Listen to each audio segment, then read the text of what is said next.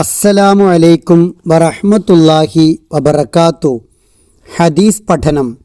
ബിസ്മില്ലാഹിർ റഹ്മാനിർ റഹീം. അൽഹംദുലില്ലാഹി റബ്ബിൽ ആലമീൻ. വസ്സലാത്തു വസ്സലാമു അലാ റസൂലിഹിൽ അമീൻ വഅലാ ആലിഹി വസഹ്ബിഹി അജ്മഈൻ. അൻ അബ്ദുല്ലാഹി ഇബ്നു ഉമർ റളിയല്ലാഹു അൻഹുമാ ഖാല ഖാല റസൂലുള്ളാഹി സ്വല്ലല്ലാഹു അലൈഹി വസല്ലം അല്ലാഹുമ്മ ഇന്നി അഊദു ബിക മിൻ സവാലി നിഅമതിക വതഹവ്വുലി ആഫിയതിക വഫുജാഅത്തി നിഖ്മതിക വജമീ സഖതിക. ഇമാം മുസ്ലിം റഹിമഹുല്ലാഹ് റിപ്പോർട്ട് ചെയ്യുന്നു, അബ്ദുല്ലാഹി ഇബ്നു ഉമർ റളിയല്ലാഹു അൻഹുമാ പറഞ്ഞു, റസൂൽ സല്ലല്ലാഹു അലൈഹി വസല്ലം പ്രാർത്ഥിച്ചു, അല്ലാഹുവേ, ഞാൻ നിന്നോട് രക്ഷ തേടുന്നു.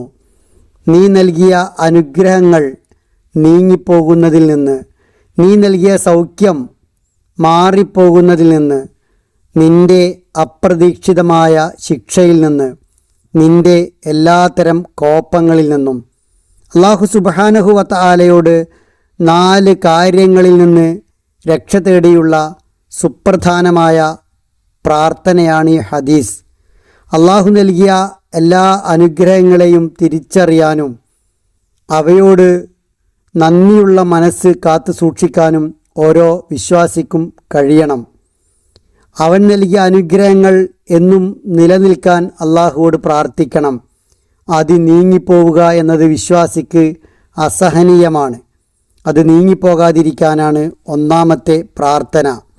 രണ്ടാമത്തേത് സൗഖ്യം നിലനിൽക്കാൻ വേണ്ടിയാണ്. ശാരീരികവും മാനസികവുമായ സൗഖ്യം, സ്വസ്ഥത, സമാധാനം അതെല്ലാം നിലനിൽക്കാൻ. മൂന്നാമത്തെ പ്രാർത്ഥന വരാനിരിക്കുന്ന അപ്രതീക്ഷിതമായ ദുരന്തങ്ങളിൽ നിന്ന് അള്ളാഹുവോട് കാവൽ തേടിയുള്ള പ്രാർത്ഥനയാണ്. നാലാമത് അവൻ്റെ എല്ലാത്തരം കോപങ്ങളിൽ നിന്നും രക്ഷ തേടിയുള്ള പ്രാർത്ഥനയാണ്. നമ്മൾ അനുഭവിക്കുന്ന എന്തെല്ലാം അനുഗ്രഹങ്ങളുണ്ടോ, സൗഭാഗ്യങ്ങളുണ്ടോ, അത് എപ്പോഴും നഷ്ടപ്പെടാം. അള്ളാഹു അത് എടുത്തു മാറ്റാം എന്ന ചിന്തയിൽ നിന്നാണ് അത് നിലനിർത്താൻ അള്ളാഹുവോട് നിരന്തരമായി പ്രാർത്ഥിക്കുന്നത്. എൻ്റെ കഴിവാണ് എനിക്ക് കിട്ടിയ അനുഗ്രഹങ്ങളെല്ലാം എന്ന് ഒരു വിശ്വാസി കരുതുകയില്ല. അത്തരം അഹങ്കാര മനസ്സ് ഉണ്ടാവുകയില്ല എന്ന് മാത്രമല്ല, എല്ലാം അള്ളാഹുവിൻ്റെ ദാനമാണ് എന്ന വിനയബോധമാണ് ഉണ്ടാവുക. അതിൽ നിന്നാണ് ഇത്തരമൊരു പ്രാർത്ഥന വരുന്നത്. അതോടൊപ്പം തന്നെ അള്ളാഹു നമുക്ക് നൽകിയ സൗഖ്യം അത് എപ്പോഴും നിലനിന്നു കൊള്ളണം എന്നില്ല. അത് നിലനിർത്താൻ, ആ ആരോഗ്യത്തെ സംരക്ഷിക്കാൻ, സൗഖ്യം അള്ളാഹു നീട്ടിത്തരാനുള്ള പ്രാർത്ഥനയാണ് മറ്റൊന്ന്.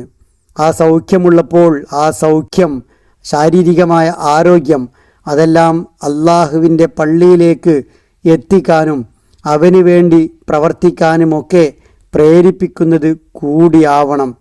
അപ്രതീക്ഷിതമായ തിരിച്ചടികൾ ജീവിതത്തിൽ എപ്പോഴും വന്നേക്കാം എന്നതുകൊണ്ട് അത്തരം തിരിച്ചടികളും അത്തരം പ്രയാസങ്ങളും ബുദ്ധിമുട്ടുകളും ഇല്ലാതിരിക്കാനും അള്ളാഹുവോട് പ്രാർത്ഥിക്കുകയാണ് ഈ ഒരു പ്രാർത്ഥനയിലൂടെ.